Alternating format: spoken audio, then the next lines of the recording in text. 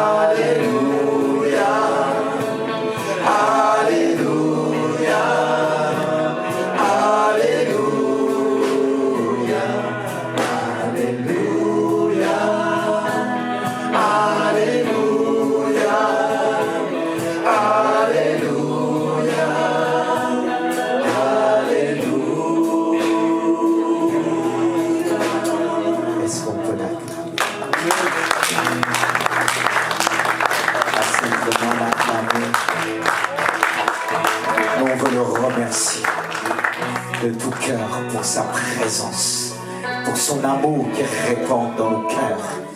Nous croyons que Jésus est présent, il n'est pas conditionné par le nombre, même s'il appelle du nord, du sud, de l'est, de l'ouest, mais il n'est pas conditionné par le nombre. Il est toujours le même, il demeure fidèle. C'est notre Seigneur Jésus-Christ qui est présent dans ce lieu. Est-ce qu'on peut le remercier ensemble? Est-ce qu'on peut s'approcher avec des actions de grâce, avec un cœur reconnaissant? Est-ce qu'on peut encore se mettre debout pour notre roi des rois, pour notre Seigneur, le prince de la paix, celui qui nous bénit de toute bénédiction, c'est lui qui répand son esprit ce matin dans nos cœurs. Oh Dieu de gloire, oui, nous voulons te remercier pour ta parole. Nous te remercions pour ta présence.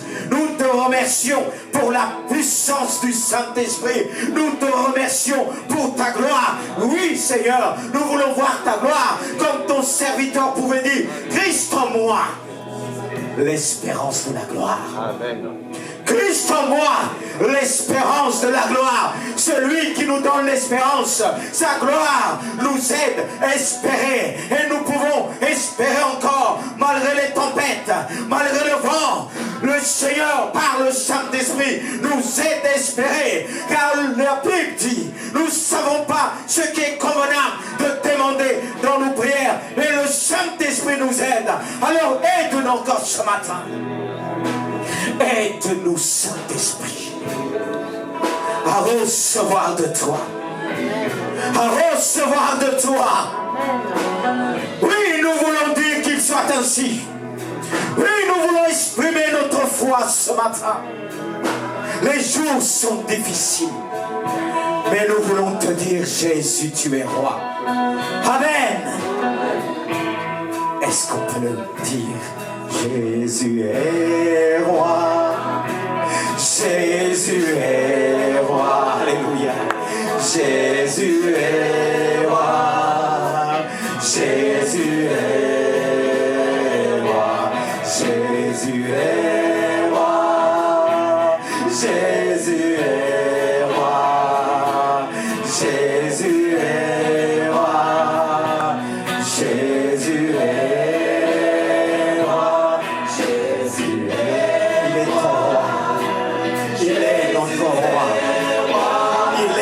Seigneur des Seigneurs. C'est la Bible qui le dit. C'est le Père qui le déclare par le Saint-Esprit. Jésus est roi. Jésus est roi. Jésus est roi. Jésus est roi. Jésus est roi. Jésus est roi, Jésus est roi, Jésus est roi, Jésus est roi, Jésus est roi, Jésus est roi. Acclamons encore une dernière fois notre roi, avant d'entendre sa parole. Le roi des rois, le Seigneur des seigneurs, le prince de la paix. Il est important de le déclarer chaque jour. Il est le roi des rois. Il est au-dessus de tous les rois. Et ce roi règne en nous. Et ce roi règne dans ce lieu. C'est pourquoi nous pouvons l'élever. Et c'est pourquoi nous pouvons le dire. Nous sommes aussi des princes. Est-ce que tu le sais? Amen. Tu es une princesse de Dieu. Alléluia. Il est important de le réaliser tous les jours. Le diable, il est là pour s'aimer le doute. Mais nous voulons dire, Seigneur, tu es notre roi. Et c'est pourquoi nous voulons prendre ta parole. Et c'est cette parole qui nous aide à proclamer qu'il est roi. Non simplement il est roi, mais nous voulons proclamer que nous sommes des princes et des princesses de notre roi. Est-ce que tu le crois ce matin? Est-ce que tu le crois de tout ton cœur? Que le Seigneur t'a établi sur la terre en tant que princesse et prince. Nous sommes appelés à régner. Et on peut dire, nous sommes aussi des rois. C'est ce qu'il pouvait dire Abraham. j'ai été établi. J'ai été établi comme un Dieu. Un Dieu. Comme il disait le peuple d'Israël, vous êtes des dieux. Pourquoi il est dit ainsi? Car Dieu nous a créés selon son image. Et nous a positionnés sur la terre pour montrer à Satan qu'il a créé l'homme selon son image, que l'homme puisse dominer sur la terre. Amen. Il nous a donné la domination. Et nous devons régner. Nous devons montrer à Satan et à ses anges que nous sommes des princes et des princesses de Dieu. Que Dieu nous a créés selon son image. C'est pourquoi il dit, je répète encore au peuple d'Israël, vous êtes des dieux. Oui. C'est vrai, on ne comprend pas toujours le sens. Dans quel sens Dieu le dit? Il nous a créés selon son image. Et le diable est venu voler cela en nous présentant l'arbre de la connaissance du bien et du mal. Mais c'est pourquoi un 12e Adam est venu. Pour nous racheter. Et il nous a rachetés. Et le peuple de Dieu doit marcher encore par la foi. Amen. Même si les jours annoncent des jours de tempête. Mais nous ne devons pas faiblir dans notre foi. Amen. Bien-aimés de Dieu. C'est pourquoi il nous a laissé sa parole. On va le partager ensemble, sa parole. Amen. Vous pouvez reprendre place, frères et sœurs. Oui, je veux attirer toute votre attention. Regardez pas aux chaises vides. Parce que combien même il n'y aura que des chaises vides, je prêcherai encore l'évangile. Amen. Parce que je me tiens toujours ici seul, très souvent, très tôt, le matin. Et le temps que je passe avec Dieu, ce temps, il est beaucoup plus long que le temps que je passe avec vous. C'est pour ça que je ne vois pas le temps passer avec Dieu. On est là pour calculer le temps. Mais dans le ciel, on ne pourra pas mesurer tout ce qui concerne le temps. Dieu nous fait grâce. Merci. Dieu nous aide à rentrer pleinement dans sa présence. Et je veux vraiment vous inviter à travers les Écritures qui nous prend, qui nous transporte, qui nous mène vers la présence de Dieu, qui nous attire vers le cœur de Dieu, car la parole de Dieu purifie notre cœur. Que cette parole puisse purifier ton cœur ce matin. Ne regarde pas à toi, à tes pensées, car si ta conscience, tes pensées te ballonnent à gauche, à droite, Dieu est plus grand que tes pensées. Amen. C'est pourquoi tu dois inviter le Seigneur à pénétrer dans ton cœur, à lui dire, je veux t'entendre, j'ai soif de toi, crée en moi le vouloir et le faire, crée en moi cette soif. Je veux t'entendre comme je t'ai jamais entendu. Je veux recevoir ta parole. Vous savez, cette parole, c'est pas toujours évident de la lire et de réaliser que c'est Dieu qui nous parle. On aimerait bien tous entendre, voir des révélations, des songes de nous parler. Mais il est important de réaliser que Dieu est devant nous. Il nous a laissé sa parole. Bien-aimés de Dieu, c'est pourquoi nous devons faire violence d'écarter toutes sortes de pensées qui nous empêchent d'entendre la parole de Dieu. Mais qu'est-ce qui nous empêche très souvent de s'approcher de ce Dieu qui est fidèle, qui est grand, qui est puissant, qui nous parle tous les jours? C'est pourquoi son serviteur Isaïe, le prophète, pouvait dire chaque matin, il éveille mon oreille pour que j'écoute comme écoute un disciple. Un disciple, c'est quelqu'un qui se discipline. Il s'exerce dans l'écoute. Il exerce son cœur. Il se discipline. Il s'éloigne de tout ce qui peut le distraire, l'éloigner de Dieu. Il crée une atmosphère autour de lui qui va lui permettre de recevoir pleinement de Dieu. Et nous ne devons pas nous conditionner à travers tout ce qui se passe dans ce monde qui ralentit notre foi. C'est pourquoi nous devons persévérer jusqu'au bout Et Paul pouvait exhorter Timothée, prêche l'évangile en toute occasion, favorable ou pas. La foi n'est pas conditionnée. La foi de Dieu n'est pas conditionnée. C'est pourquoi Dieu veut ranimer la flamme ce matin à travers sa parole, bien-aimé de Dieu. Et c'est ma prière, c'est mon désir de ranimer la flamme, que je puisse brûler personnellement et que vous puissiez aussi brûler avec moi. Amen. Et on a les braises devant nous qui est la parole de Dieu. Que cette parole puisse ranimer en toi ce qui manque, ce qui s'est refroidi en toi. C'est ma prière. C'est pourquoi je vais apporter ce message par rapport à la vie d'Abraham. Je me suis arrêté sur la Genèse. La Genèse chapitre 13. Et je me suis arrêté sur Abraham et Lot. Ce qui a fait d'Abraham l'ami de Dieu.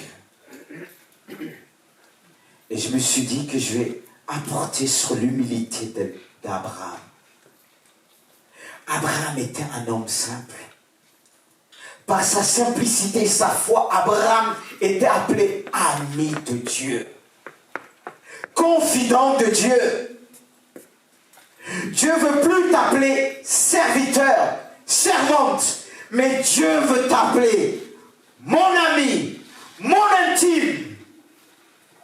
Car il a beaucoup de secrets à révéler à son peuple, à son église, à ses enfants, du plus petit jusqu'au plus grand. Dieu veut t'appeler mon ami. Il ne veut pas simplement t'appeler ma servante, mon serviteur, car il dit bien, le serviteur ne sait pas toujours ce que son maître fait. Mais l'ami, c'est pourquoi il dit dans Amos 13, Dieu ne fait rien sans avoir révélé les serviteurs, les prophètes ou bien ses amis, ce qu'il compte faire. Comme il dit, cacherai-je Abraham ce que j'ai résolu de faire? Cacherai-je à mon ami intime, celui qui est à côté de moi, ma pensée, mon désir, mon jugement? Je ne pense pas. Le problème, est-ce qu'on est tous des amis de Dieu, des intimes de Dieu? C'est ce que Dieu veut cultiver en nous ce matin. Si tu es ami de Dieu, tu ne seras pas surpris. Si tu es un intime de Dieu, tu ne seras pas surpris. Car il te fera ressentir les choses. Lorsque tu voudras faire, mettre en place tes pensées, ta vision, il pourra te dire, c'est pas le moment. Oh, attends. Combien même tu auras la pression autour de toi, il sera ralentir les choses. C'est vrai qu'Abraham n'était pas parfait. Cependant, cet homme était appelé ami de Dieu par sa foi. Pas simplement ami de Dieu, père d'une multitude, Abraham. Abraham, père d'une multitude. À un moment donné, Dieu a rajouté le H au milieu du nom d'Abraham. Il est venu au centre de la vie d'Abraham. En disant, tu t'appelleras le père d'une multitude. Autrement dit, le père de la foi. Pour ceux qui ont la foi. Quelle grâce que Dieu a fait dans cet homme. À travers les défauts de cet homme aussi, les erreurs de cet homme. Dieu a utilisé cela pour nous montrer que c'est un Dieu miséricorde. Il fait grâce à tous ceux et celles qui se tournent vers lui dans l'humilité. Et nous allons voir l'un des passages qui démontre vraiment le cœur d'Abraham. J'aimerais bien être comme ça à 100%. et que l'Église puisse suivre. On va le voir dans Genèse 13, à partir du verset 5. Genèse 13, à partir du verset 5, suivez avec moi. Et que votre cœur puisse vraiment prendre ces paroles et les graver jusqu'au retour de Jésus. Il est dit, Lot, qui voyageait avec Abraham, avait aussi des brebis, des bœufs et des tentes. Et la contrée était insuffisante pour qu'ils demeurassent ensemble, car leurs biens étaient si considérables qu'ils ne pouvaient demeurer ensemble. Il y eut querelle entre les bergers des troupeaux d'Abraham et les bergers des troupeaux de Lot. Les Cananéens et les Phéréziens habitaient alors dans le pays. Abraham dit à Lot, qu'il n'y ait point, je t'en prie, des disputes entre moi et toi. Ni entre mes bergers et tes bergers, car nous sommes frères. Tout le pays n'est-il pas devant toi? Sépare-toi donc de moi. Si tu vas à gauche, j'irai à droite. Et si tu vas à droite, j'irai à gauche. Lot leva les yeux, il vit toute la plaine du Jourdain qui était entièrement arrosée avant que l'Éternel eût détruit Sodome et Gomorrhe. C'était jusqu'à soir comme un jardin de l'Éternel, comme le pays d'Égypte. Et nous pouvons nous arrêter là. Oui, comme je viens de le dire, ce passage décrit le cœur, l'attitude d'humilité d'Abraham. Il ne se précipitait pas. C'est vrai qu'il a fait des erreurs. Quand on regarde bien avant, il n'est pas né avec cette foi. Il n'est pas né avec cette patience. Certes, il y avait une patience, mais la peur peut tout chambouler. Lorsqu'il était face à des difficultés de famine, qu'il a dit à son épouse, vous connaissez ce passage, tu diras que tu es ma sœur.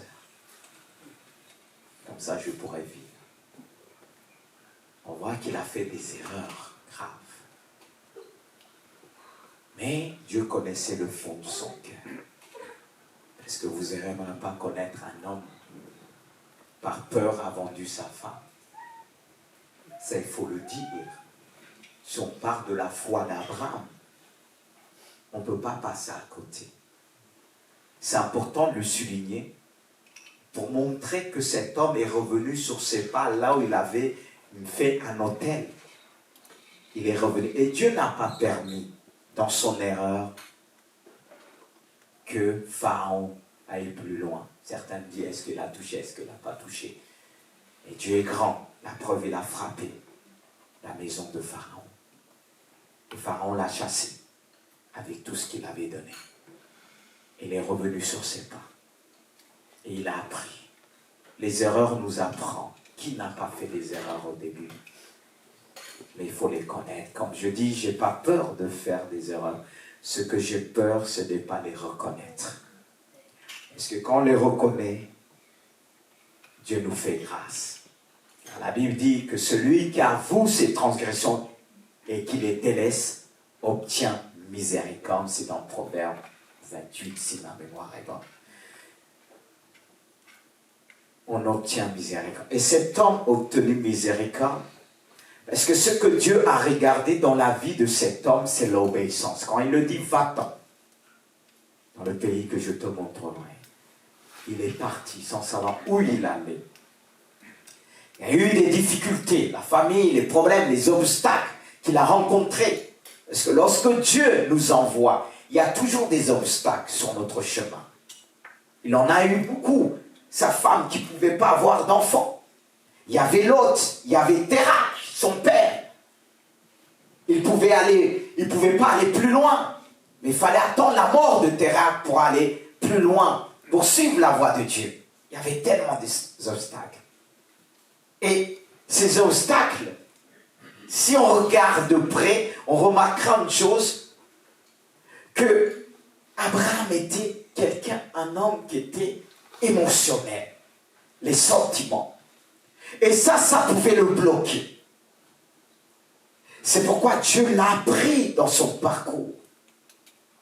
Il avait pris son neveu Lot, c'est vrai, le père de Lot était mort, le frère d'Abraham, et pour lui, selon les coutumes du pays, il fallait prendre son neveu avec lui. Mais Dieu savait que ça allait poser des problèmes. Mais si Dieu lui avait dit au début, sépare-toi de l'autre, est-ce qu'il l'aurait fait? Il ne l'aurait pas fait. Il y a des choses que Dieu ne nous dit pas au début. Parce que si il nous dit au début, malgré notre foi, on aura du mal. Mais par les circonstances, Dieu il sait, devant, ça va poser problème. Ça ne veut pas dire que Dieu n'avait pas vu ça. Il ne provient pas tout au début. Abraham avait Terah, son père. Il quitte Ur pour s'établir à Charan. Il a fait un pas, un petit pas. Et son père exerce une grande influence dans sa vie. Quand Dieu a un grand appel, ça fait mal. Hein?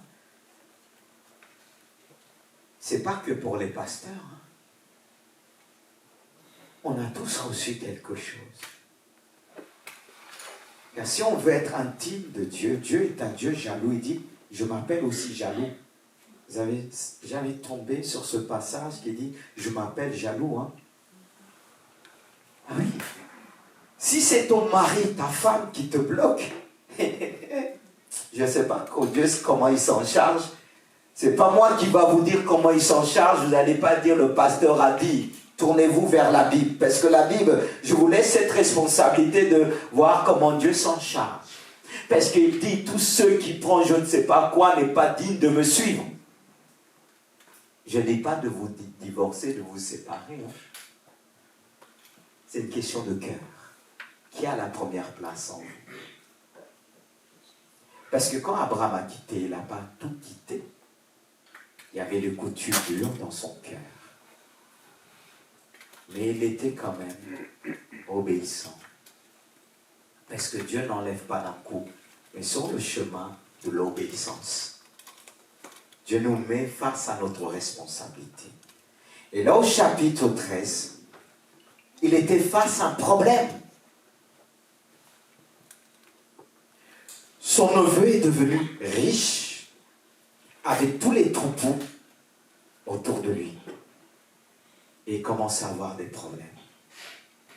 Parce que jusque-là, il tournait un peu partout, nomade. Et il ne pouvait pas encore s'établir à sa tournée. Parce que vous savez qu'on peut avoir des richesses, on peut avoir des dons. Mais si on n'est pas établi quelque part, comment les utiliser? Ils avaient des richesses, mais ils bougeaient beaucoup. Comment contrôler ce que nous avons reçu si on n'a pas trouvé une bonne maison? Et là, le problème va se présenter. Des querelles. Vous savez, quand on est nombreux, il faut gérer. Vous pensez qu'il n'y a pas de querelles dans l'église? C'est vrai qu'on prie, il faut que l'église grandisse, mais il faut gérer aussi. Les richesses, il faut gérer. Les bénédictions, il faut gérer. D'où la sagesse de Dieu. Et les enfants, il faut gérer. Plus ils grandissent, plus ils sont nombreux, il faut gérer. C'est pour ça, dans notre pays, là, beaucoup s'arrêtent, 2, 3, tout ça, ça ne dure pas. Parce que matériellement, il faut gérer. Et là, c'est ingérable. Vous allez dire, mais comment, c'est un homme de Dieu, pourquoi il n'a pas pu gérer? Parce qu'ils n'avaient pas la même vision. On peut gérer quand on a la même vision. Ils n'avaient pas la même foi. L'homme n'était pas simple. Il n'avait pas la même foi qu'Abraham. Et il ne pouvait pas gérer comme Abraham. La preuve, Abraham va exprimer sa foi et son humilité. Il va le dire. Qu'il n'y ait point, je te prie, des disputes entre moi et toi. Est-ce que cela suffit de dire qu'il n'y ait point des disputes entre moi et toi? Il pouvait s'arrêter là. On leur dit, mais il a dit, il a parlé, il est amour, il est ceci, il est... Mais Dieu va lui donner une sagesse. C'est vrai, ce sont des paroles touchantes. Il va dire qu'il n'y ait point de disputes entre moi et toi. Est-ce qu'il va le dire, je suis ton père? Est-ce qu'il va le dire, je suis ton oncle? Regardez l'humilité de Abraham. Nous sommes frères. Nous sommes frères. Mais il aurait pu dire, hé, respecte-moi, je suis ton père quand même. Tes troupeaux, tes bergers, ils commencent à agacer. Allie-toi avec moi. Il a dit qu'il n'y ait point de querelle entre nous sommes frères. Quelle humilité. Il ne va pas dire oui, je suis le berger, je suis appelé de Dieu. Je suis l'envoyé de Dieu, tu dois me suivre. Je suis apôtre, prophète, archibishop. Nous sommes frères. Même privilège. Même si c'est Abraham qui t'a appelé. Quelle humilité.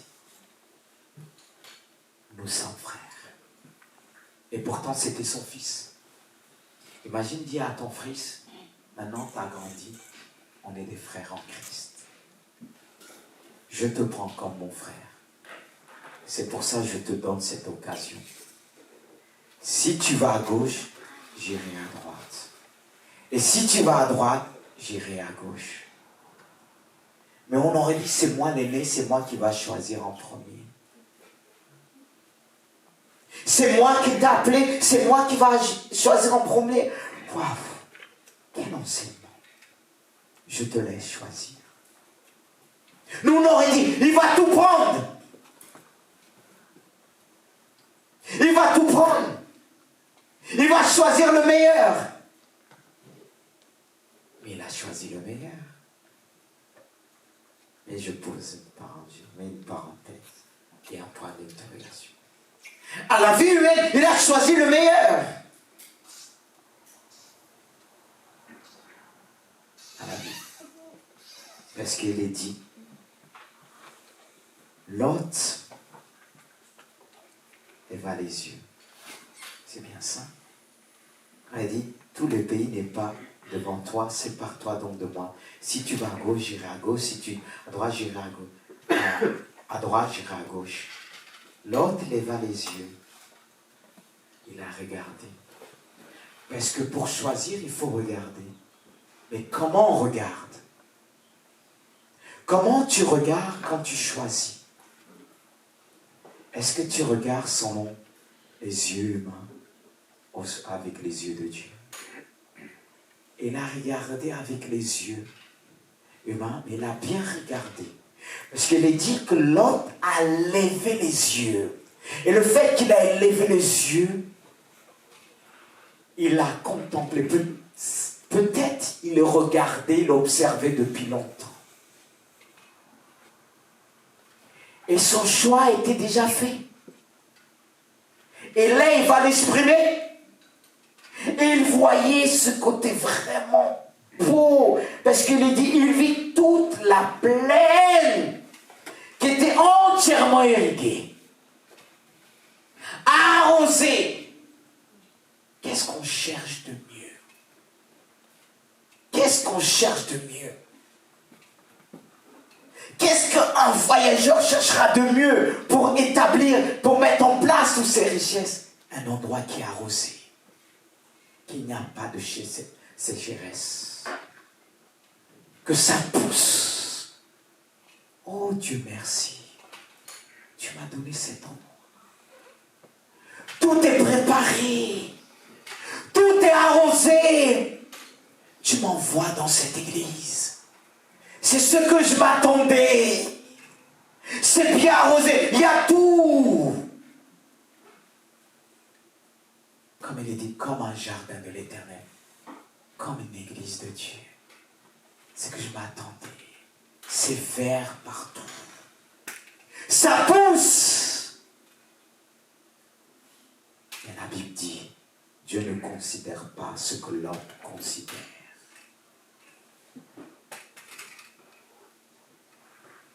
Lot a considéré selon ses yeux. Mais le regard de Dieu était plus loin parce que Dieu connaissait cette ville. Dieu savait que les habitants de cette ville étaient méchants et c'était des grands pécheurs. Vous savez, si on s'arrête à la vue, il y a des choses qui paraissent louables. Et on vit dans un monde aujourd'hui, si je dois faire parallèle avec le monde d'aujourd'hui. Je ne dis pas que toutes les églises qui sont attirantes, ce n'est pas de Dieu. Mais on va être vite fait attirer. Ça va vite nous prendre. Il y a tout. C'est vert. Quand l'Église de Dieu. Demandons les yeux de Dieu. Est-ce qu'Abraham l'a dit? Non, mon fils, mon frère, tu t'es trompé. Est-ce que l'autre aurait accepté? Parfois, quand les gens viennent nous voir, vous êtes convaincus que ce n'est pas ça. Vous ne pouvez pas les arrêter. Ils ont déjà décidé. Même si vous êtes convaincus, ça ne vient pas de Dieu. Vous pouvez le dire. Vas-y à droite, à gauche. Vous ne pouvez rien faire. Que prier comme Abraham a prié pour Lot. Il est parti plus tard le secourir. On sait tous, c'est pas, comme on le dit, tout ce qui brille n'est pas or. Mais pourtant, on se fait avoir. On se fait avoir même dans nos choix du mariage. Beaucoup, quand ils vont, oh! Même quand on est spirituel, on peut se faire avoir. Samuel, quand il a vu Eliab, les frères de David disent, certainement, c'est le roi de Dieu. Il a vu grand. Il les a tous passés devant Samuel. Mais heureusement, Samuel avait une grande partie qui était de Dieu. Et Dieu l'a dit non. Mon roi n'est pas là. Il a écouté cette voix intérieure qui n'est pas facile à entendre. Quand il y a les désirs, quand il y a les belles choses qui défilent devant nous. Et de l'autre côté, il y a le désert, mais on ne va pas le regarder. Qui veut aller dans le désert? Mais c'est dans le désert se trouvent les plus grandes richesses. Regardez Dubaï, le Mali. Et beaucoup se battent pour le Mali. Et pourtant, c'est un grand désert. Mais les richesses. Je ne dis pas là où c'est verdoyant, il n'y a pas de richesse. Mes frères et sœurs, s'il n'y a pas la grâce de Dieu, on tapera tous à côté. C'est là qu'il ne faut pas marcher par la vue, mais par l'Esprit de Dieu. Est-ce que des fois on va dire c'est pas ça, mais juste qu'on va lever le regard ailleurs, c'est là qu'on va dire si je savais, j'aurais pas su. C'est pourquoi nous devons demander l'humilité. C'est l'humilité qui nous garde. C'est cette simplicité qui a gardé le cœur d'Abraham. Et Lot a fait son choix. Lot a choisi. Mais est-ce que c'était le bonheur de Lot? Il était tourmenté jour et nuit. Il avait la beauté, mais pas celle du cœur. L'homme a perdu toute sa famille après. Ce qu'on ne fait pas, quand on ne fait pas attention, on fait des mauvais choix, on peut perdre toute notre famille. Parce que si on va dans un endroit, ce n'est pas de Dieu, le contexte peut détourner nos enfants. Lot a perdu tout. Quand il parlait, ses beaux-frères se moquaient de lui. Ses beaux-fils. Et il a pu sortir avec ses filles, sa femme. Mais la femme, qu'est-ce qui s'est passé après? Elle partait, mais son cœur était resté à Sodome et Gomorrhe. Elle a regardé en arrière, elle a péri. Elle est devenue une statue de quoi? Vous connaissez le contexte.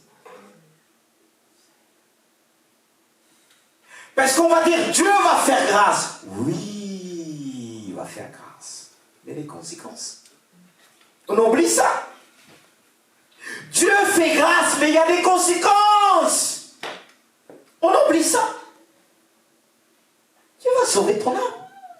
Mais regardez, Lot, qu'est-ce qui s'est passé avec ses filles après? Il a fait des enfants à eux. Pas moi. Il y a des enfants au milieu de nous. Regardez, quelque part, il les a perdus.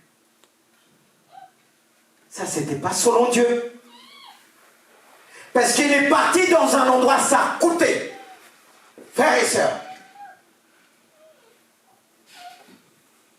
l'humilité détermine nos joies.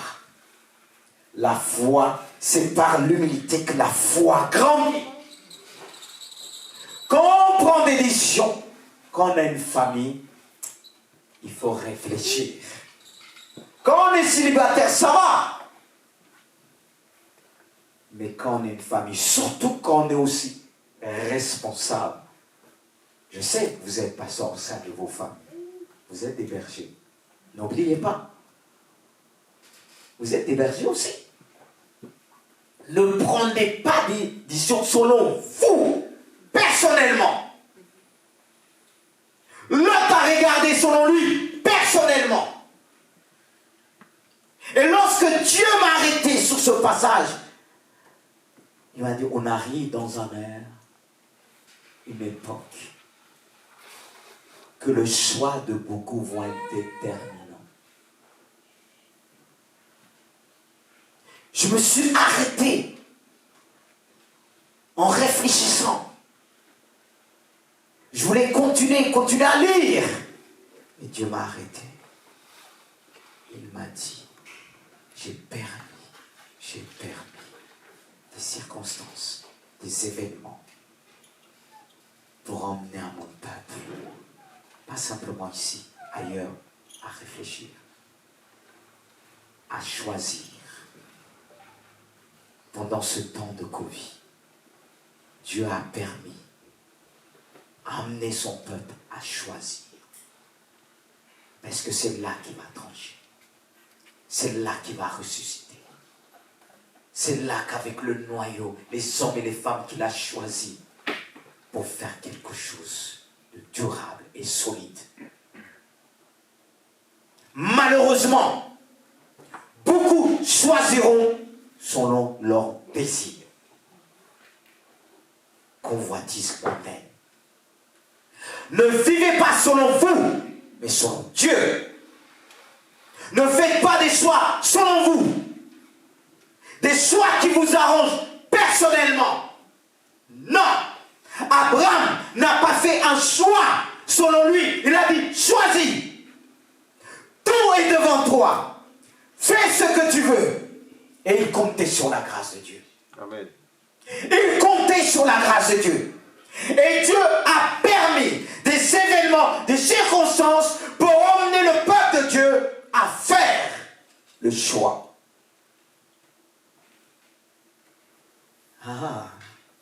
Beaucoup ont choisi de rester chez eux, de se contenter de l'ordinateur, non pas de l'ordinateur, Internet, excusez-moi. De dire j'ai tout sur Internet. C'est des mensonges du diable. Tu n'as pas la communion fraternelle qui est une force, qui est une puissance. Comme il est dit, l'unité fait la force. Et où beaucoup ont fait le choix aujourd'hui. Ont délibéré. Et ça va coûter cher à beaucoup. Je le dis et j'assume. Parce que c'est ce que j'ai reçu. Et Dieu confirme toujours. Attention. La foi de beaucoup sont refroidis à cause de leur vie personnelle. Seigneur, il faut que je travaille, il faut que j'ai ceci, il faut que j'ai ceci. Mais c'est ça qui va t'emmener au paradis. Les gens se poseront même les mêmes questions quand Jésus sera vraiment à la porte. Beaucoup vont s'enquêter sur leurs propres problèmes. Ils vont choisir des choses selon la vue, des choses qui les arrangent. Mais ils périront. Ils périront. Parce que tout ce que le monde propose, c'est pour refroidir notre foi. Et Lot a choisi. Et regardez le moment qui s'est séparé de Lot, qui veut dire voile. Qu'est-ce qui s'est passé? Je cherche ce passage. Au moment que Lot s'est séparé, il a fait son choix. Là, Dieu a dit à Abraham, lève les yeux et regarde. Il lui a montré la terre promise. Il a dit, ça sera pour ta prospérité aussi. Quelle bénédiction. Mais est-ce que c'était un lieu verdoyant? Ce que Dieu a montré à Abraham, il fallait le voir par la foi. Parce que deux fois, Dieu nous montre un endroit, que beaucoup verront comme un endroit désertique. Un lieu qu'il n'y a rien. Mais Dieu va te montrer, là où que les gens disent il n'y a rien, mais il va te dire il y a quelque chose.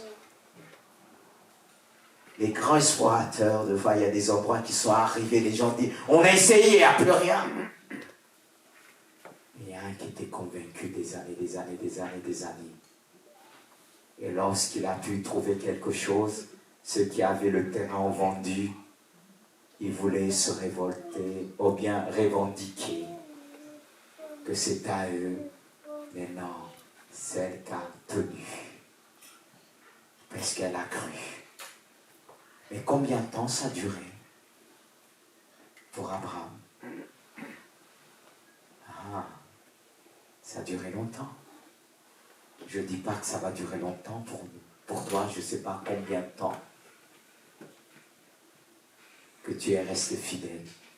Mais Dieu, sa fidélité est grande. Il a dit à Abraham, lève les yeux, regarde. Il a vu qu'Abraham ne s'est pas précipité, il n'était pas là pour combattre, c'est à moi. Il a dit, lève les yeux. Mais c'était caché à Lot, parce que Lot marchait charnellement. Et aujourd'hui, beaucoup de chrétiens marchent selon la chair, selon leurs désirs, leurs priorités, leurs biens, leur maison, tout ce qu'ils peuvent posséder. Et on change de lieu comme on veut, sans demander à Dieu. Sans dire à Dieu, dis-moi, je ne connais pas ce lieu. Si je veux y demeurer, qui dit que je vais ressortir avec mes enfants? Frères et sœurs, quand Dieu nous ouvre les yeux, quand on est établi dans un endroit, Dieu m'a appris ça. Il te montre là où l'homme fort est positionné. Le point fort de la ville et le point faible de la ville. Et tout homme, femme digne de ce nom, il te dit, va prier dans cet endroit. C'est là, c'est un homme fort. Mais si toi, tu ne sais pas, tu vas acheter même une maison et tu ne vas pas savoir si cette maison est habitée. Et tu vas demander en disant, je suis chrétien, je vais prier. Et demande à Dieu en premier avant. Tu dis, tu pries vite fait. Béni soit le Seigneur, comme les enfants disent, Seigneur, bénis cette nourriture, bénis ce repas, et bénis maman, bénis papa, on s'arrête là, on fonce. Feu vert. Vous savez, en tant que pasteur, j'étais appelé à aller dans des maisons qui étaient habitées. Vous savez que si toutes ces personnes qui ont une délivrance, ils savaient regarder selon le cœur de Dieu, ici cet endroit sera rempli. Je peux vous dire, à Normandie, combien informable. Des personnes qui disaient voir des êtres humains, des personnes les touchées, m'ont prié, Dieu agissait. Pourquoi? Il y a un qui m'a dit une fois, avant elle était bien, mais depuis qu'elle habitait dans telle maison qu'elle a déplacé un meuble, quelque chose a changé dans ça. Elle n'était pas bien. Et quand on priait, rien ne se passait. Parce que vous savez, il se cache deux fois. Et le Saint-Esprit dit, va dans la chambre avec le frère et tout ça, quand on est parti prier. C'est là qu'on a pris la victoire. Beaucoup, on dit avant, ce n'était pas le cas, mais quand ils sont partis habiter dans tel endroit, il s'est passé ça. Dans telle ville, il s'est passé ça. Si tu n'es pas prêt d'affronter, il y a des moments où tu vas habiter dans un quartier, dans une ville, tu n'es pas prêt à affronter les principautés. Après, tu vas dire, mes enfants, ils ont changé. L'autre, papa disait, ils étaient méchants. Parce que regardez, même quand Dieu envoyait des anges, il dit, sortez les gens, on veut les connaître. À votre avis, c'est de connaître comment? À tel point le péché était présent. L'abomination. Et toi, tu vas aller, que tu es chrétien, dans ce milieu, dans ce lieu de travail que Dieu t'a pas donné. Tu vas perdre ta foi. Parfois, on choisit des endroits à cause de notre égo. Ah, Dieu garde-nous. C'est valable même pour les serviteurs de Dieu, les pasteurs. Parce que deux fois, il y a des propositions comme ça qui viennent.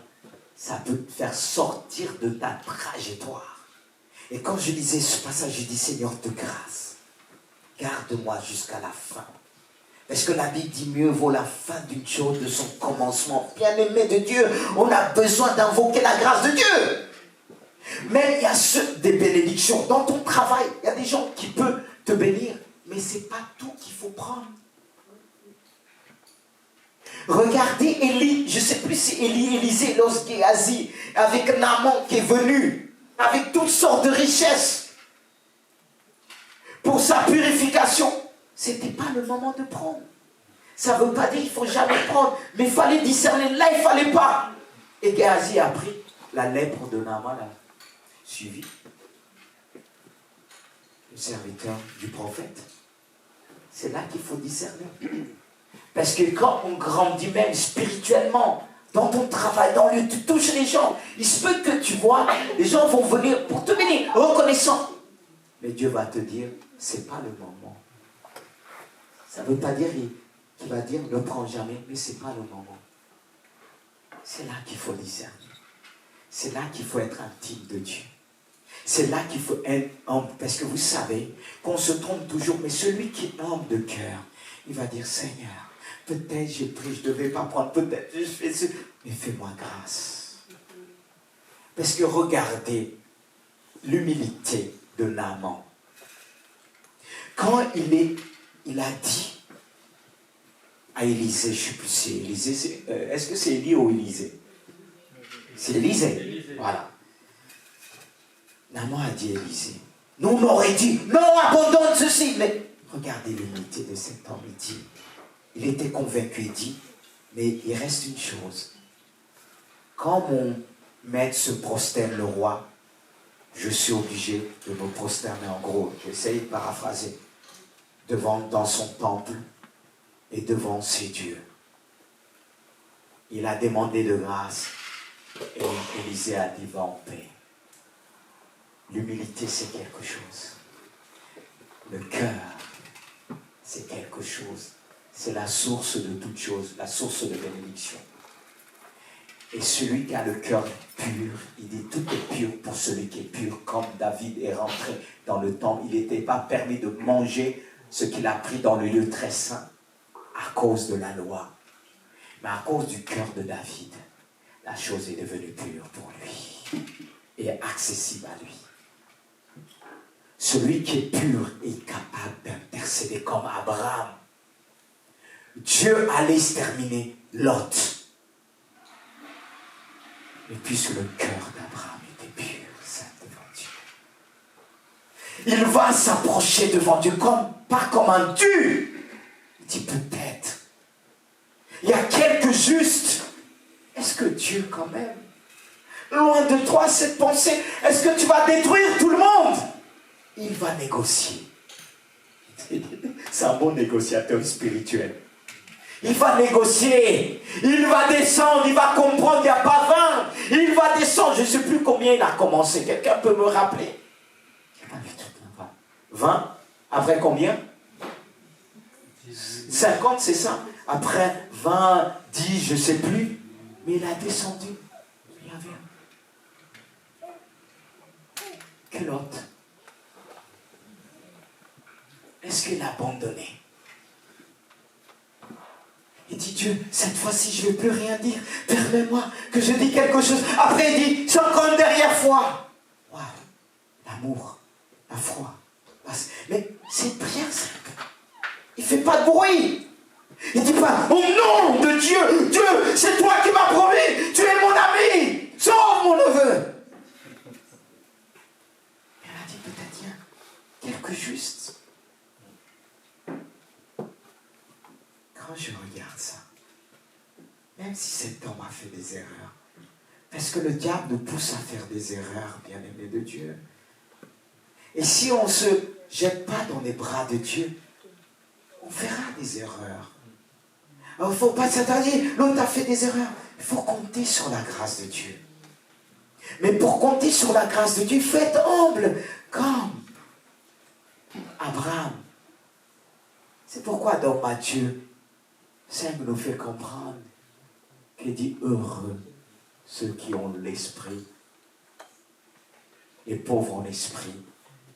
Quand vous voyez, heureux ceux qui se reconnaissent spirituellement pauvres, car le royaume des cieux leur appartient. Amen. Entre guillemets, ceux qui sont humbles, le royaume des cieux leur appartient. Et le royaume des cieux appartenait à Abraham. Et c'est l'une des premières béatitudes. Si vous remarquez, je ne sais plus s'il y a 8 ou 7 béatitudes dans Matthieu 5. Et la première nous parle de l'humilité.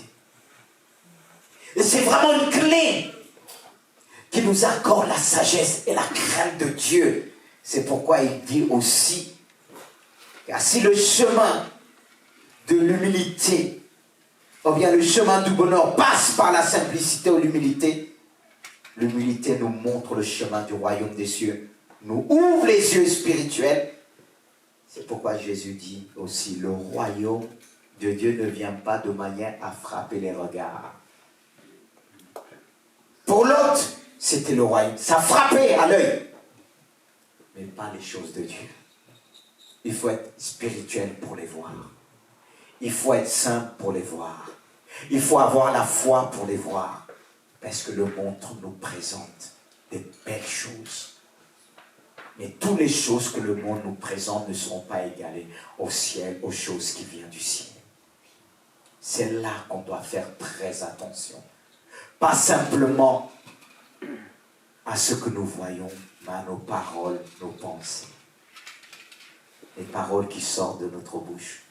Est-ce que ce sont des paroles de foi? Comme Abraham, nous sommes frères. Qu'il n'y ait point de dispute. Nous, on cherche des querelles. Mais lui, il évitait les querelles. Il évitait les disputes. Et tu pourras dire à ta femme, à ton épouse. C'est pour ça que je dis, je veux mettre ces paroles en pratique. Que tu puisses dire à ta femme, à ton mari, qu'il n'y ait point de dispute entre moi et toi. nous formons une seule chair. Et nous sommes des frères et sœurs en Christ. Amen. Parce qu'on peut là animer la dispute. Elle a dit non, tu es libre. Choisis. Alléluia. Quelle humilité. Et c'est ce qu'il a permis de voir. C'est pourquoi la Bible nous invite, à travers l'épître de Pierre, chapitre 5, verset 5, il nous dit, revêtez-vous d'humilité, car Dieu résiste aux orgueilleux, mais fait grâce aux hommes. Si tu veux que Dieu t'élève, nous élève, on doit cultiver cette qualité qui fait partie des vertus du Saint-Esprit. Seigneur, accorde-nous cette grâce. Et dans Colossiens 3,12 dit, ainsi donc, comme des élus de Dieu. On est des élus de Dieu. Il y a beaucoup d'appelés, peu d'élus. Et nous appeler, on doit devenir des élus de Dieu. Et il dit ceci. Ainsi donc, comme des élus de Dieu, saints et bien-aimés, revêtez-vous d'entrailles de miséricorde, de bonté, d'humilité, de douceur et de patience. Et c'est ce qu'Abraham avait, de la bonté, de la miséricorde. Il avait les entrailles de miséricorde envers Lot, même si Lot a commis des erreurs, de bonté, d'humilité, de douceur et de patience. Il était patient avec Lot. Certainement les querelles étaient là depuis longtemps. Il lui a dit, mon frère, ma soeur, ma femme, mon mari, Dieu veut nous donner cette douceur, cette patience. On doit cultiver cela. Parfois, il y a ceux qui sont patients, ils partent, ils claquent la porte dans le foyer. Mais peu importe. Si je m'en vais, il n'y a plus de miséricorde, il n'y a plus d'humilité, de douceur et de patience. Je vise personne, on est tous concernés. Mais Abraham a cultivé ça. Il a fait des erreurs. Mais il s'est rattrapé. S'il y a eu une Sarai est devenue princesse. C'est qu'il y avait un Abraham. Nous, on peut s'arrêter selon les erreurs premières d'un couple. Qu'on dit ça a mal commencé, ça ne veut pas dire ça a mal commencé, ça va mal terminer. Si on se tourne vers Dieu, le Père de la foi, qui nous donne cette patience, cette humilité, on pourra tout racheter. Car l'humilité est plus précieuse qu'un trésor, comme ces hommes pouvaient dire.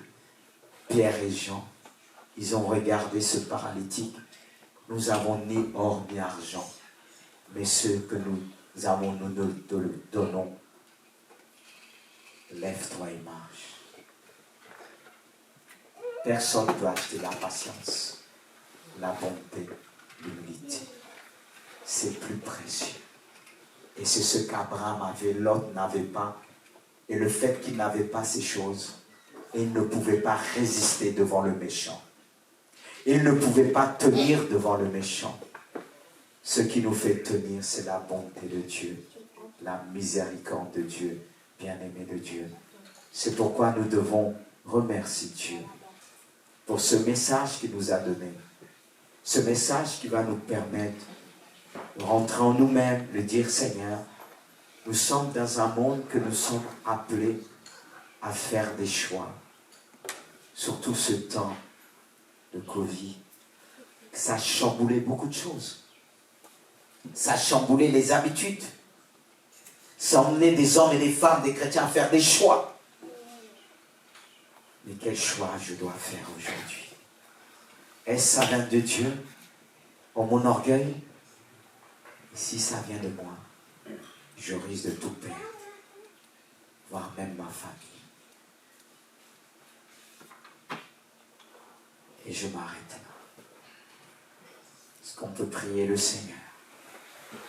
Nous sommes heureux, nous qui avons entendu ce message.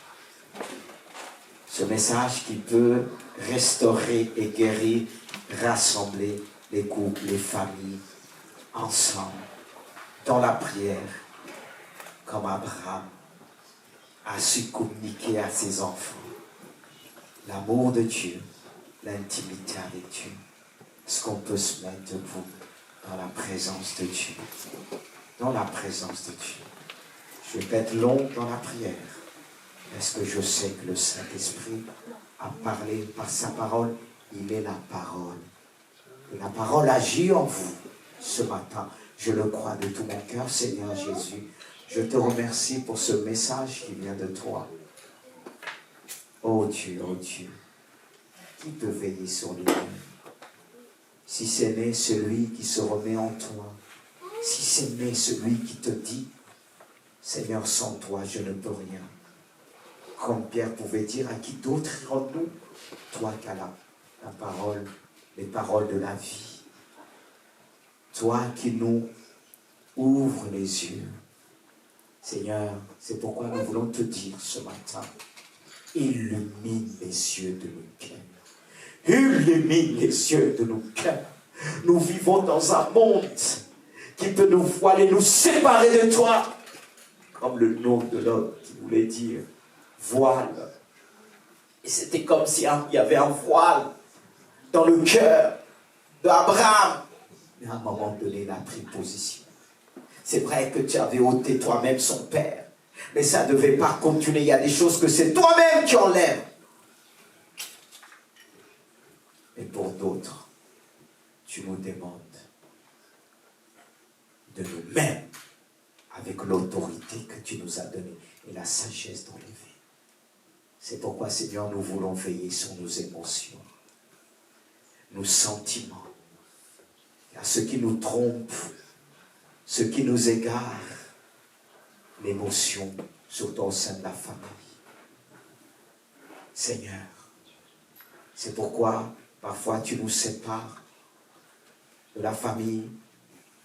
Je ne parle pas de la famille qui est ensemble, qui sont mariés ensemble, mais parlons des parents qui exercent une influence sur un jeune couple. C'est vrai que même s'ils ont des bons conseils, à des moments tu veux nous emmener à vivre par la foi. Pas par des choses qui viennent, qui frappent à l'œil. Mais Seigneur, instruis-nous. Nous vivons dans un monde difficile. Toutes sortes de tentations, de plaisirs de ce monde. Des choses qui sont attirantes. Des choses qui nous conditionnent. Parfois on t'oublie, Père. Parfois on oublie même ton Église. De venir à ton Église à cause de nos problèmes, nos difficultés. Oh Seigneur, pardonne-nous. Nous voulons te dire pardonne-nous. Et enlève ce voile qui a été jeté sur notre cœur. Car tu dis de veiller sur notre cœur, car c'est la source de toute chose, de la bénédiction. C'est pourquoi nous voulons te dire encore, illumine les yeux de nos cœurs, de notre foi. Et de plus en plus, le monde va nous présenter comme cet arbre de la connaissance du bien et du mal. Des choses qui sont agréables à la vue. Comme ce jardin qui était agréable à la vue. À la vue de l'homme qui a levé les yeux. La vue, c'était agréable. C'était comme un jardin de Dieu, comme cet arbre de la connaissance du bien et du mal. C'était comme l'arbre de la vie. Mais ce n'était pas l'arbre de la vie. Ce jardin était comme le jardin de l'Éternel. Mais ce n'était pas le jardin de l'Éternel. Et on peut se faire avoir à travers tout ce qui se présente comme une église verdoyante, arrosée par le Saint-Esprit. Mais c'est le corps. Oh Seigneur, garde ton peuple. Je te prie pour le discernement. Je te prie pour le discernement. Accorde-nous le discernement. Accorde ton Église. Accorde tous celles qui sont présents dans ce lieu, le discernement des esprits. Surtout, on en a besoin dans ce monde où tout ce qui se présente, même tout ce qui vient assaillir les cœurs des responsables d'église, toutes les propositions, et ceux qui suivent la voie des francs-maçons. Oh Jésus, quand j'ai entendu par un frère qui disait qu'il connaît même des hommes de Dieu qui sont dedans, j'ai dit Seigneur, garde-nous, garde-moi, garde mon âme. Car là où le diable arrive à nous tromper, c'est lorsqu'il pénètre, il essaie de nous séduire par les émotions. C'est là qu'il arrive à gagner le terrain. Donne-nous la fermeté. Même à l'école, même au travail, pour nos enfants. Tu vois tout ce qu'on présente à nos enfants. Parce que le diable se dit, s'il arrive à voir ses enfants, si tu tardes à venir, leurs parents partiront et ces enfants n'auront plus la foi, et ils vivront selon la vue, selon tout ce qui est attirant, tout ce qu'ils voient, tout ce que l'on propose. Dans ce monde moderne, c'est pourquoi je te dis, Seigneur, je te demande une chose, demandons à Dieu une chose. Parce que nos parents, peut-être on veille, mais nos enfants, le diable peut les attirer comme Lot, parce que Lot c'était l'enfant quand même d'Abraham. Abraham était profond, mais pas Lot. Prions pour nos enfants, que Dieu puisse trouver des prophètes, des prophétesses, des apôtres, des hommes visionnaires, des bâtisseurs, des hommes qui prêchent, femmes, l'évangile en toute occasion. C'est ma plus grande inquiétude. Quand je regarde mes enfants, je me dis que je veux qu'ils aient la foi encore plus que moi, qu'ils me dépassent. C'est ma plus grande préoccupation. Parce que je me dis, ça va, nous, on a eu peut-être certainement des parents qui prient et continuaient, ils nous ont communiqué, mais au fur et à mesure, le monde avance, les choses mondaines se présentent. Et ils se présentent pour détourner. Et ils se présentent d'une manière, on peut dire, soi-disant spirituelle. Louable. Et que nos enfants disent, mais vous êtes des vieux jeux, mais ça... Mais mes frères et sœurs, parents, ne lâchez pas dans la prière.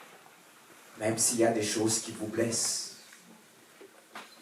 Parce qu'ils nous blessent beaucoup à cause de ce qu'on les présente dehors. Et ils pensent que nous, on est vieux déjà. Mais Dieu démontre toujours qu'on a raison. Je ne dis pas dans le sens être orgueilleux, mais les conseils qu'on leur donne selon, il revient toujours. C'est pour ça, restez vrai. Et Dieu justifie. Amen. Amen. On va terminer par un chant. Ensuite, les annonces. Si vous voulez rester debout ou assis, c'est comme vous le voulez. Alléluia. Merci Dieu pour ta parole. Ça m'a fait réfléchir beaucoup. Tellement j'ai réfléchi, j'étais triste. C'est comme si j'avais un poids sur moi. Et j'ai dit, Seigneur, c'est juste pendant les fêtes, tu me fais porter ce poids. C'était un poids. Parce que Dieu ouvre son cœur en disant, ça va mal. Ça va mal aujourd'hui. On perd de vitesse, de foi. Beaucoup abandonnent. Et je crois que Dieu tient encore cette église. Alléluia. Amen. Chantez pour exprimer notre foi devant ce Dieu grand et amour. Saint-Esprit. Saint-Esprit.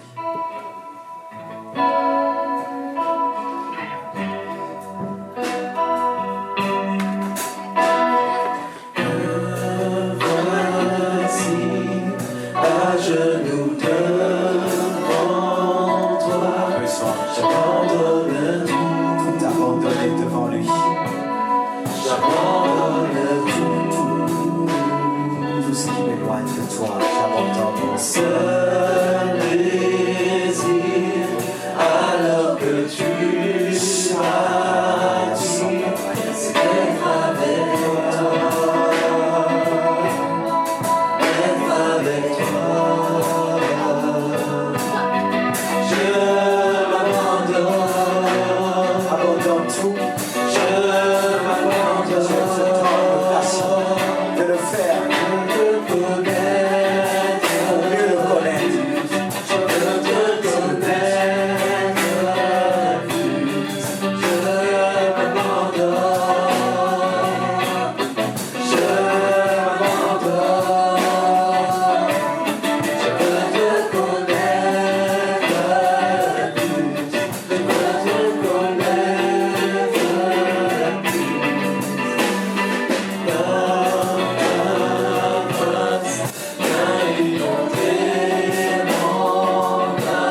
J'ai besoin de toi, j'ai besoin de toi. On a besoin de lui. Bras On a besoin de Jésus. Pour cette année de chrétien. On parle à ton cœur.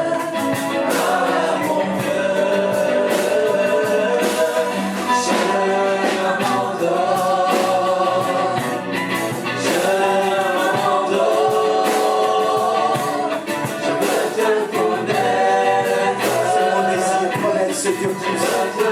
C'est le désir de ton Église. Je m'abandonne, Jésus.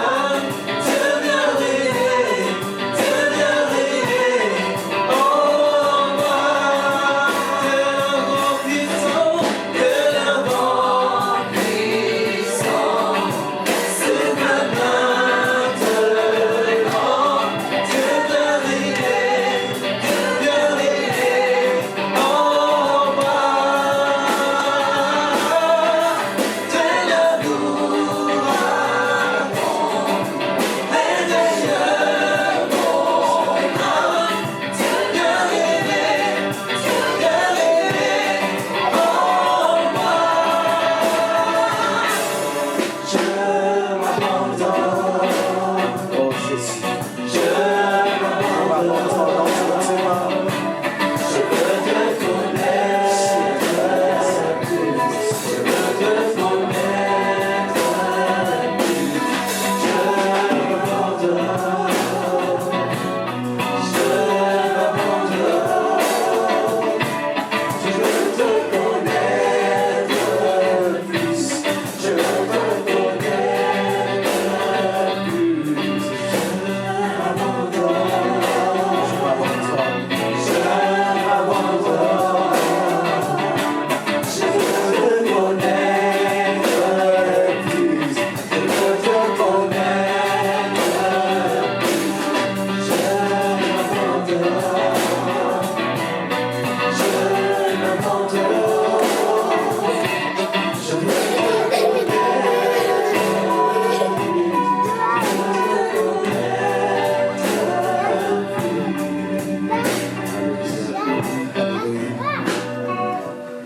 Est-ce qu'on peut le remercier? Quel chant aussi te connaître plus. Même si nous vivons des moments difficiles, c'est le désir de notre cœur. Et merci pour ce chant. Merci pour ce chant. Ce chant aussi nous parle. Est-ce qu'on peut garder peut-être quelques secondes, minutes de silence pendant qu'ils vont rejouer ce chant avec les instruments?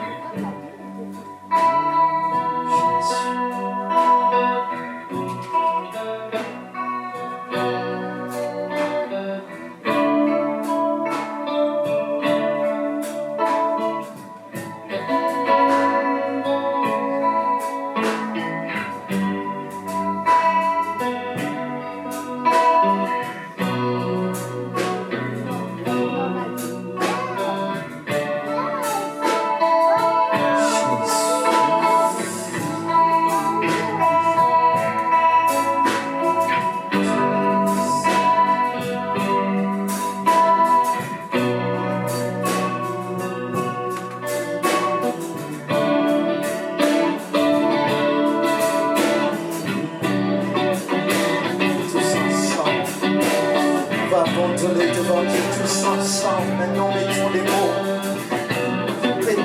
mots, les paroles qui s'expriment devant Dieu. Alléluia.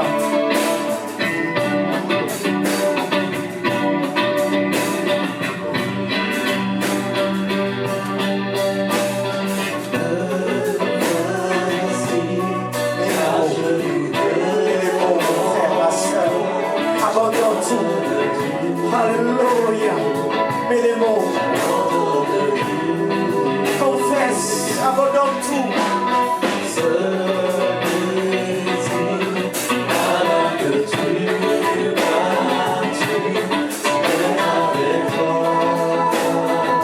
Abandonne tout.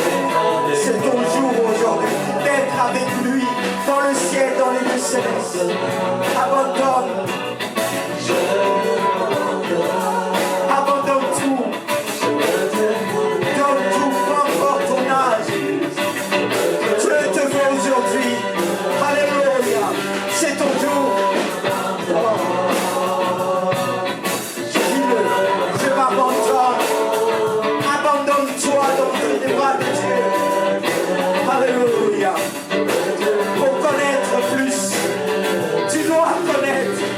Alléluia.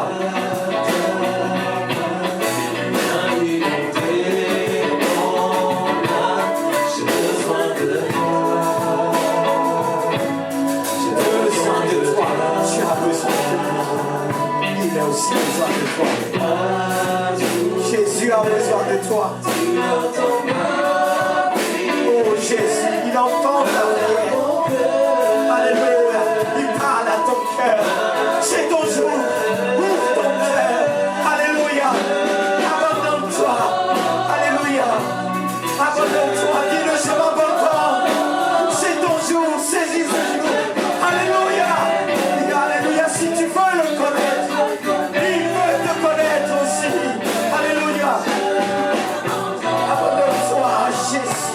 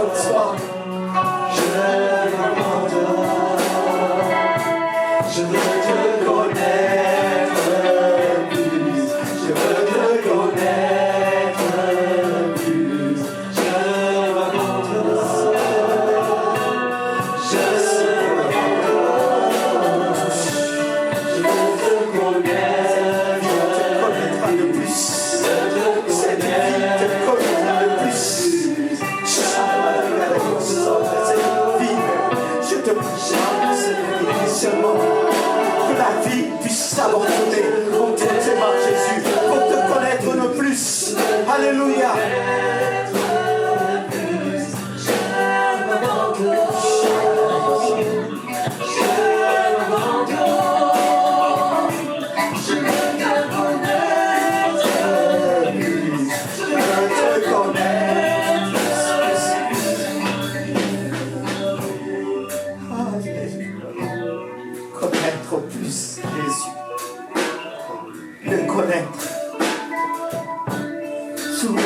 soif du Saint-Esprit. Dieu veut te révéler des choses que tu ne connais pas encore. Dieu veut te conduire. Il veut te donner une sagesse. Il veut te donner une dimension de sagesse qui va te permettre de connaître, de toucher le cœur de Dieu, de toucher le cœur de Dieu, de toucher le cœur de Dieu. Tu dois le toucher maintenant.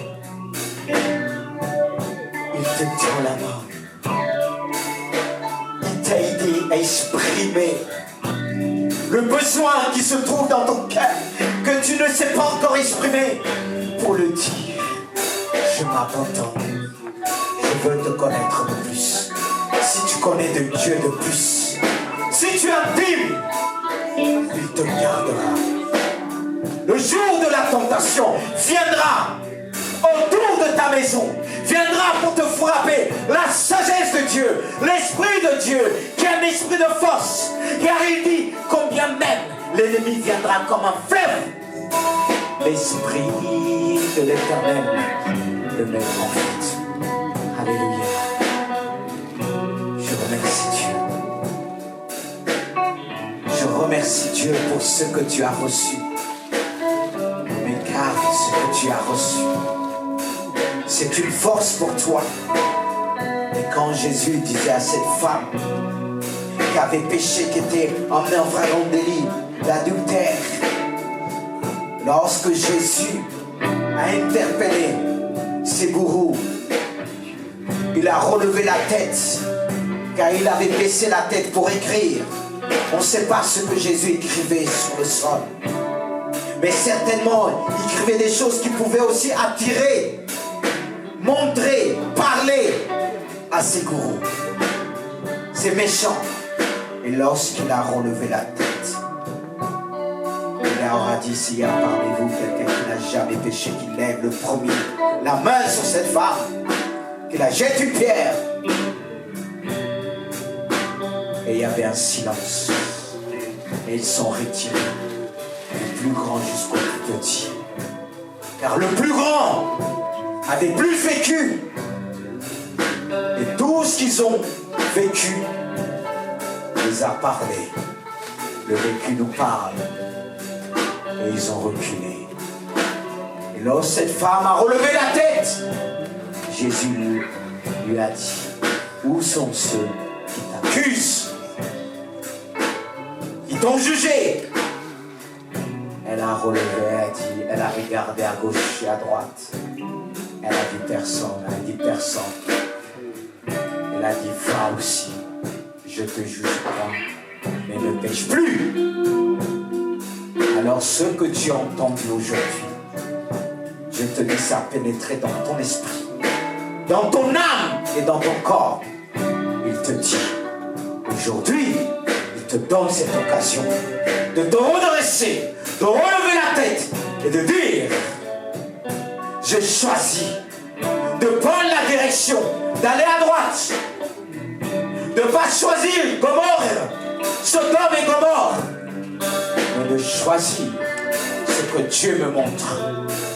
Même si ça paraît dur, désertique, mais c'est là où se trouve la bénédiction de Dieu. C'est là où se trouve le trésor de Dieu. Et tu pourras vivre pour l'éternité. Amen. Merci Seigneur. Oui Seigneur, je veux te dire, avec mes frères et sœurs, merci pour ta parole. Nous te disons merci. Merci parce que tu as parlé à ton peuple et que ton nom soit béni. Amen. Amen. Vous pouvez reprendre place en la présence de Dieu. Amen. Recevez les annonces et que Dieu vous bénisse pour cette année qui finit 2020, qui donne naissance à une autre année, et que 2021 puisse être une année de grâce avec le Seigneur, qu'on puisse être proche de Dieu, voire plus encore avec lui. Amen. Amen.